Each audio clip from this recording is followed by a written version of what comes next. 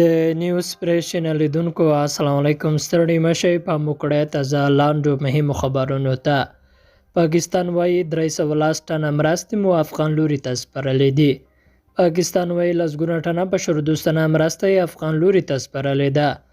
د افغانستان لپاره د پاکستان ځانګړي استازي صادق خان ویلي چې پرون یې په تورخم کې افغان لوري ته شاوخوا 310 ټنه بشردوستانه مرسته سپارلې ده.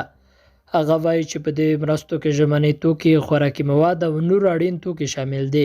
پاکستان تر دې وړاندې ویلي و چې له افغانستان سره بشردوستانه مرسته کوي او په دې سختو شرایطو کې د افغانانو لاسنیوی کوي. او مولوي حنیفي وایي افغانستان کې څوک د صحرایي محاکمو اجازه نه لري. افغانستان کې څوک د خپل سرو او صحرایي محاکمو اجازه نه لري. د افغانستان د اسلامي امارت دوهم مرستیال مولوي عبدالسلام حنیفي په افغانستان کې د ملګرو ملتونو له استازي او د یونما له مشر د برلین سره کتلي دي. په دې لیدنه کې د افغانستان پر وضعیت او نورو مسایلو خبرې شوې دي.